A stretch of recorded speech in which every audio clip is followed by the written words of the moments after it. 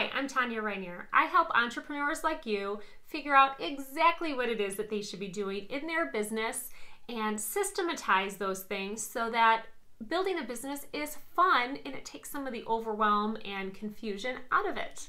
And today we are talking about the 4 biggest mistakes new entrepreneurs make when they start a new business so that you can recognize them and avoid them.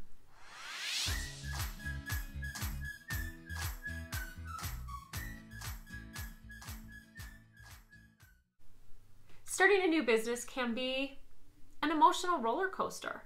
There's going to be days where you feel like you are on top of the world, and then there's going to be days where you feel like the world is crushing you with its weight. So, in order to get through this whole process and enjoy it, you want to have more of the good days than the bad days, right? Well, you do that by avoiding these mistakes and doing the work up front. Are they? Mistake number 1. Not having a support system in place. It's important that you have people in your life that are going to really support you. They're going to be your biggest fans, your biggest cheerleaders. They're going to be the ones that draw out your strengths and keep you going when you feel like stopping and bring you up when you're feeling down. They're going to be your emotional sounding board. They're going to be your business sounding board. These can be friends that are really close to you and want to see you succeed. Family members. It can be a mentor, somebody who is in your field and is a couple steps ahead of you. And it can be a business or success coach, somebody that knows business and will really work with you to figure out where your strengths are and hone those strengths and build them up and make them even stronger. And they're going to find your weaknesses and find out how you can work around them and work with them to be the best that you can be. And they're going to help you put the pieces of this crazy 5,000 piece puzzle together and make sense of it so that you can see the bigger picture. Mistake number 2, not having a business plan. Now, if you take nothing else away from this video, please hear me here. You need a business plan. End of story. No ifs, ands, buts, no discussion. It is mandatory. So many new entrepreneurs think because it's their business and they're maybe not going to the bank for money, they don't need a business plan. And that's not true. The business plan helps you to identify exactly the who, what, when, where, why, and how of your business. It provides clarity through the fog. It helps you to determine exactly what you should be doing and why and how and with whom. So it's just a way for you to work out the kinks before they've even had a chance to develop. It's boring. Nobody likes to do it. It takes time, but it is worth it. You will thank me later.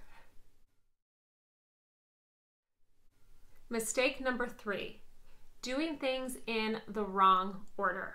This is something that we all are so easily caught up in. We are information junkies, right? We listen to podcasts, read books, look at internet blogs and read those, and we're paying attention to what all the experts are saying we should be doing, and we're trying to do it all at once. And it's too much. It's overwhelming, it's confusing, and it bogs us down and really slows our momentum.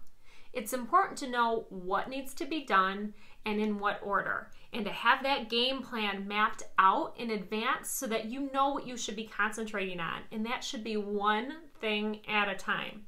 It's like building a house out of Lincoln logs. You can't build half of a house and half of a house and half, you got to do the foundation layer and build it in layers and go up. And building a business is the same way. You build it in stages, in layers, and by focusing on that one layer and making that strong and solid, you're going to build a really good foundation to grow and keep going and build lots of layers, and you can expand, but you need to start with the foundational principles. And that's one thing at a time. You'll save yourself time in the long run, money in the long run, headache, agony, and you will be able to pick up momentum that way so that you keep the ball rolling and you keep moving in a really good progression. Finally, mistake number 4, being a do-it-yourself entrepreneur. Now, if you are guilty of ever trying to save money by learning everything yourself, you know, watching YouTube videos for like hours on end to learn how to do the silliest little tasks, or if you are a little bit of a control freak and you are slightly afraid that if you hand something off to somebody else, it's not going to get done right, say aye. Yep, we're all a little bit guilty of doing that every once in a while. That's normal. However, it is not the best use of your time. Your time is better spent honing your craft, your skill, so that you can deliver super duper value to your clients and delegate some of those things. Now, I know they cost money up front, and it's not always money that you want to spend. It's not the fun stuff, but it is going to pay off tenfold in the long run. Don't sacrifice your brand image or your professional image or your reputation by having some cheesy Joe Schmo tchotchke put together stuff. You want to make sure that certain things are top notch. Your photography, your branding, your website, things like that. If you are not a coder or a website developer or a designer, you should definitely look into adding those people to your team. Furthermore, if there are certain aspects of your business that are just taking too much of your time and you can pay somebody less than what you earn to do them, it's definitely worth delegating. It takes some time up front to implement the systems and train people and teach them exactly what you want done and how, but it is entirely worth it. Your blood pressure will thank you in the long run, I promise. So that's it. 4 mistakes and how to avoid them. Number 1, get a support system, a mentor or a coach. Number 2, do your business plan and be thorough.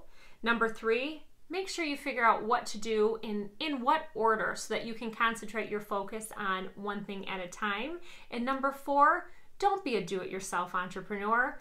Delegate some things and hire some things out so that you can be professional and free up the time for you to do what you're best at. So now, let me know, what did you think of this video? Leave me a comment below the video. And if you're not already on the blog, head on over to TanyaRainier.com because the best conversations will happen on the blog. And if you would like to share this with a friend, I would be forever grateful. And of course, I appreciate you spending time with me today and so look forward to seeing you on the next video.